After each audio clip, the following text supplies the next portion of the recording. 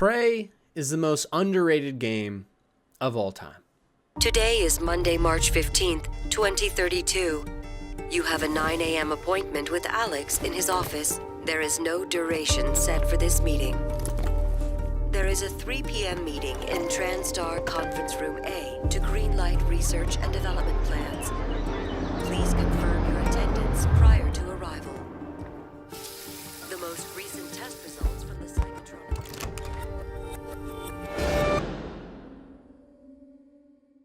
You know, in life, a lot of the times, people don't get what they deserve. If you study hard for a test, sometimes you fail, and if you don't study at all, sometimes you get the A. And the same goes for video games. A lot of the times, amazing and creative games are simply forgotten, and they're not nearly talked about enough. And I don't think there's a better example of this in the industry than 2017's Prey. Quick recap for anyone that doesn't know, spoilers by the way. Prey's a game about a guy named Morgan Yu. He's a scientist and big innovator in the space, and he wakes up in a weird room when the game starts. And over the course of around 30 minutes to an hour, you slowly unravel the puzzle and discover that it's all been a facade. You break out of your room and find out you're actually aboard a space station orbiting the moon, and that everything that came before was all just a fake simulation. But the story doesn't stop there. And over the course of the next 20 to 40 hours or so, you're going to be going on an adventure akin to the likes of Half-Life, Deus Ex, and Bioshock if they all had an amazing supermodel baby. And I truly mean that. This is one of the greatest experiences I have had in games, not only narratively, but also, and more importantly, because of how great the gameplay and systems in this game are thought out and how fun it is to solve all of the mysteries as you go. Just to give you an idea of that too, I actually originally, when I first played Prey, didn't like it at all. The first part of the game was super intriguing, and I could tell there was an interesting mystery, but I couldn't get past the fact that these stupid mimics kept jumping at me from out of nowhere. I've never liked scary games. I literally put them down the instant I fire them up. Watch my Twitch stream to see. And I just wasn't clicking with Prey. I loved everything about it. It seemed super interesting, but it was too scary. But I ended up coming back because of how great even that first hour or two of environmental storytelling, story and character and gameplay was. Even though I was too scared to go back originally, I couldn't shake that feeling that there was something there great. And I was so right, and I'm glad I eventually did go back about a month or two later and finish the game. And recently I've also been able to finish the game entirely once again on a second playthrough, and for the first time ever I completed the mooncrash DLC, which we'll also talk about in this video as I think it's largely innovative as well. But that's enough background. I think you guys can obviously tell that I love this game. And I want to talk more specifically now about why this game is so great. And I think first and foremost, the apparent answer is the gameplay. Prey is through and through an immersive sim. Think of games like Deus Ex, where you either sneak, hack, or go in guns blazing, and every different encounter is your decision to solve. It's very similar in Prey, and in fact one of the main criticisms I've seen of the game is it doesn't change very much. It simply does what other games have done before. But I find this actually to be a good thing. I've always thought that the immersive sim genre was really underrated and good as it's been recently, and I think Prey adds enough to the formula that it still makes it really fun while retaining all the great aspects that made Bioshock great, Deus Ex great, and the original Half-Life so fun. That fun factor specifically though comes from your ability to solve puzzles in so many different ways in Prey. In Prey, every single gun has multiple ways you can use it.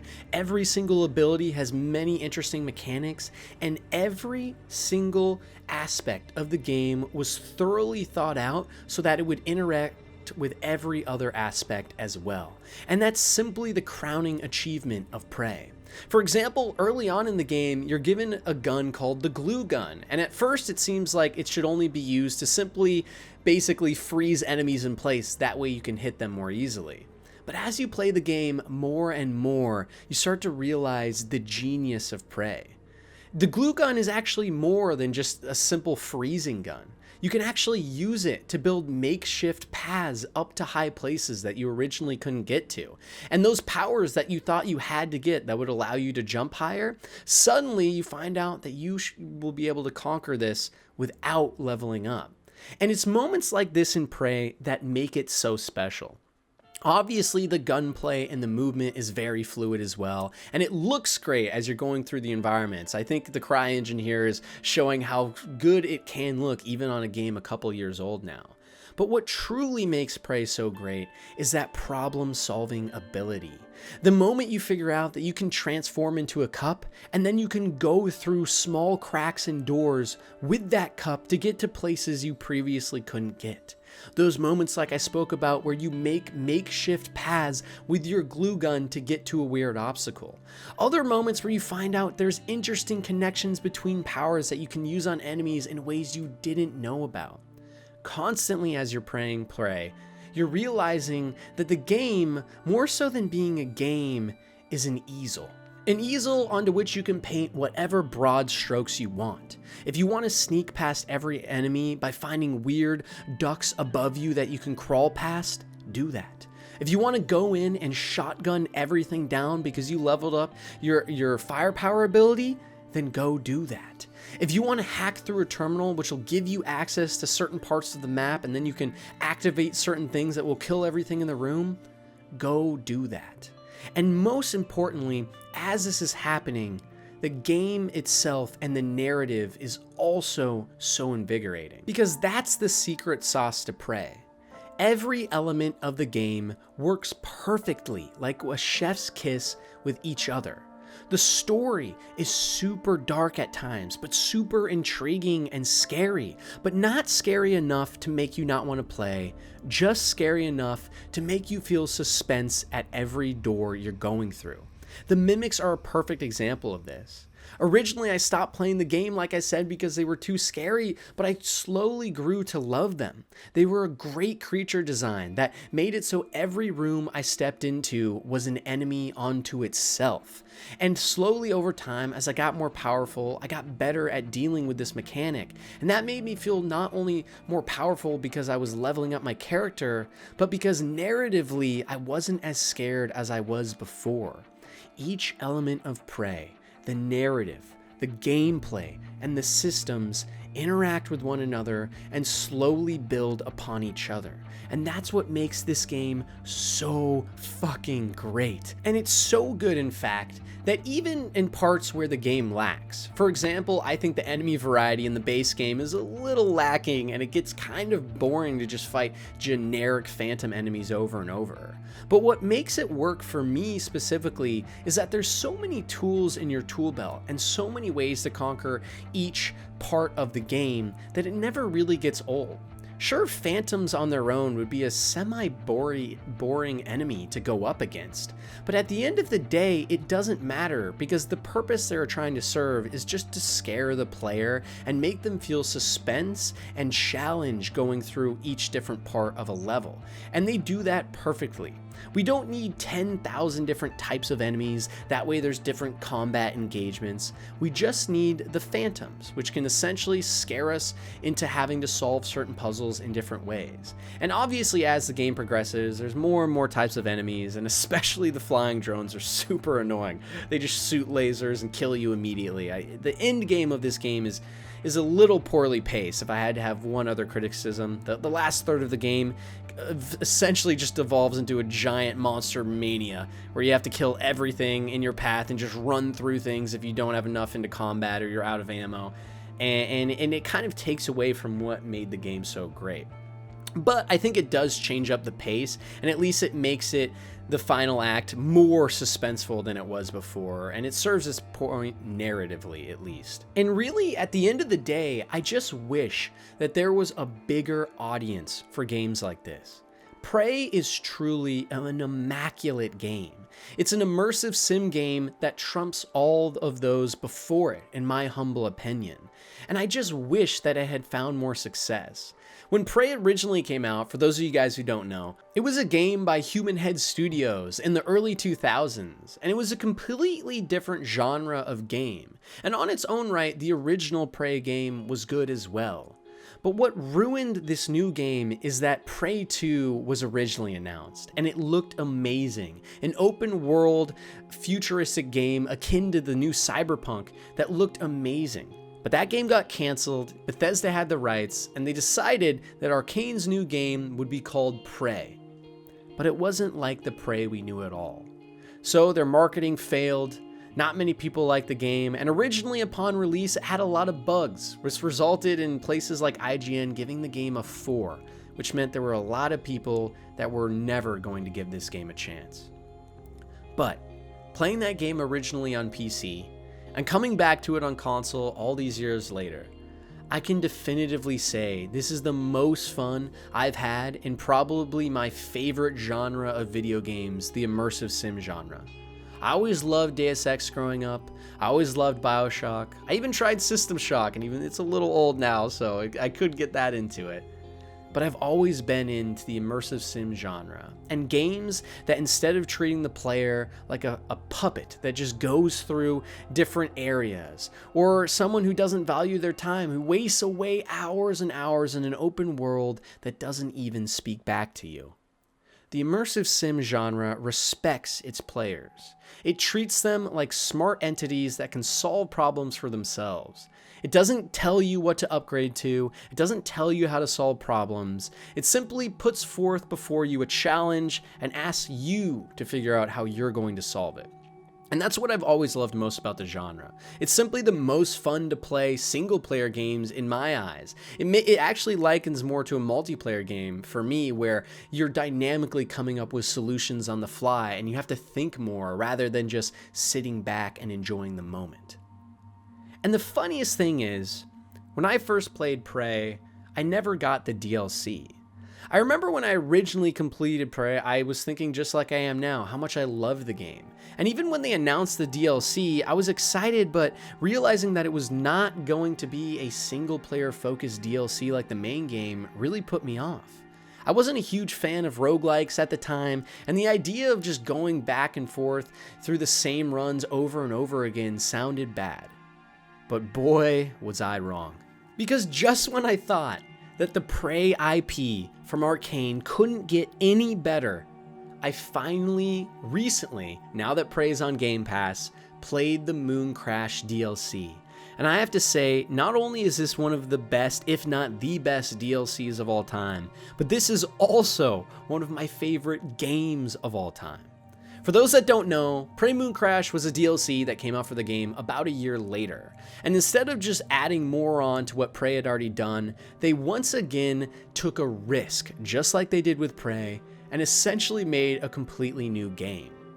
Prey Mooncrash has all the same mechanics and guns and similar systems as the original game, but instead of being a solely suspense-driven single-player experience where you unravel the story slowly, it's instead a roguelike game where you have 5 different characters that you have to go through on a timer. And if that timer runs out, you lose. And ultimately, you're trying to get all 5 people off of the moon crater, which is where the story is happening, in one run. When I first started playing the game, I was bored, so I said, fuck it, I'll try it. But the more and more I've gotten into it, it is an absolutely immaculate experience. And not only that, but where Prey stumbled to innovate in the immersive sim genre, instead opting to perfect, Mooncrash is all about innovation. I can't tell you how fun the mix between immersive sim and roguelike is. I would have never asked for a game like this, but now that I've played it, I'm really hoping that future games from Arkane are like this. And we already know that Deathloop coming out is actually kind of like Mooncrash, but in a full game. But the problem is that's from the Leone studio, not the Austin studio that made Prey. And I'm hoping their next game can be something similar to this. Mooncrash has all the great elements that the base game of Prey has, but it just adds to them. As I said, one of the greatest aspects of the base game is that sense of suspense you get as you play.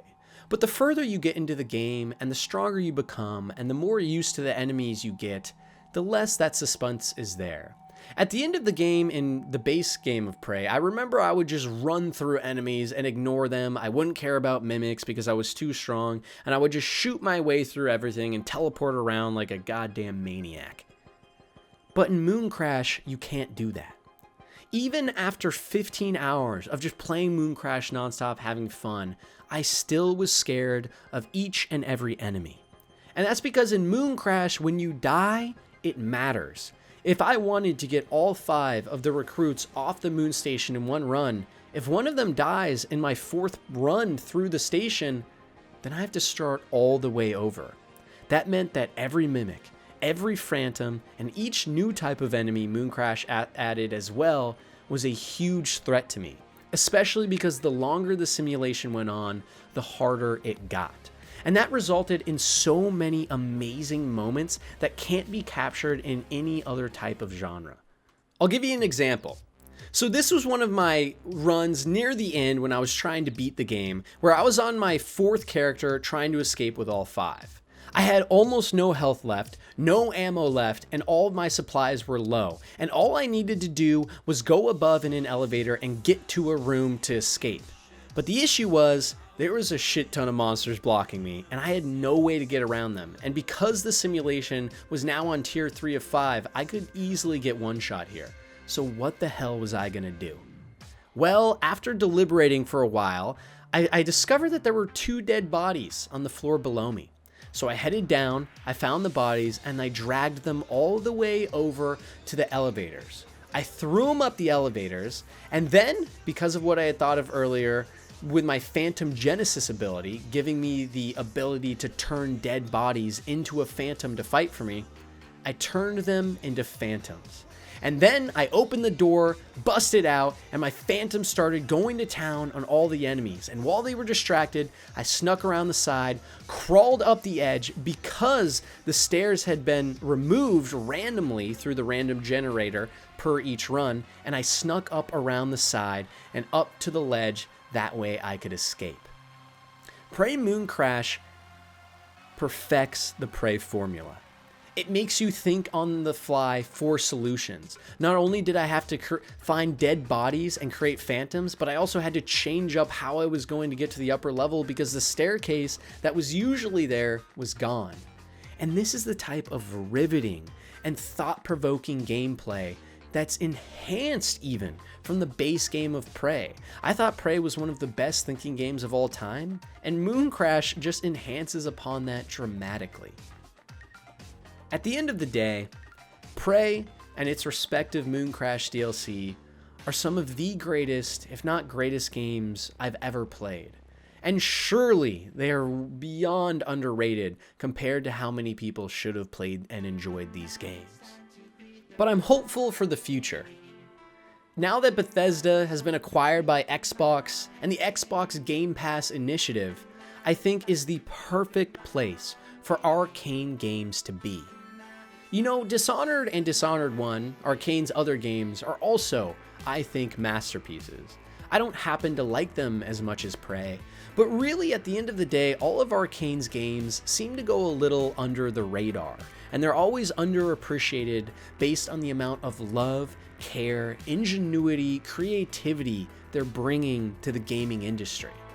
And I think that now that they're at home with Xbox and a part of Game Pass, they might finally be in a model that will give them the chance to shine. I've actually never been more excited for Arkane, not only because all of their games have been absolutely amazing for me, but also because they're now a part of a gaming model that could truly see them succeed. The problem with Arkane games is that while they're great, they're niche. And there's a lot of people out there that if they gave the games a shot, I think they would fall in love. But spending $60 on release, or even $20 years later for a really old game, isn't something a lot of gamers want to do. But these new games and Arkane Studio properties being a part of Game Pass, I think will finally give them the push and ease of access they need to reach a wider audience that can truly fall in love with these games coming from an amazing studio. And I don't know if praise time is over. I've seen a lot more people talking about it now that it is on Game Pass, but I don't know if it'll ever get the recognition that it truly deserves. There are a lot of people in a niche community talking about how great this game is, but I don't think it'll ever hit the popularity it truly deserves. But in their future games and their future titles, it might finally be time that we see an Arkane Studios game go mainstream to an audience that doesn't have to pay or a dime for it because they're already on the Game Pass system, and to an audience that doesn't even know it but is about to fall in love with their new favorite studio. So thank you guys for watching this review. I really do appreciate it. I had a bunch of fun making reviews like this. I love talking about games I'm passionate about, and I don't think there's any game I'm more passionate about than Prey.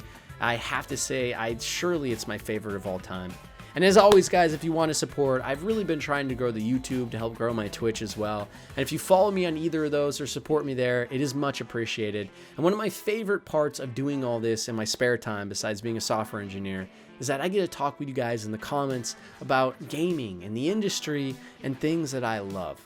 So once again, thank you so much for watching. I do appreciate it. There's gonna be a lot more videos like this where it came from. And also let me know what you guys thought of the footage. It's something I actually started capturing it on my Xbox and PC now to show you guys in 4K. So I'd love some feedback. And I hope you all have a great day.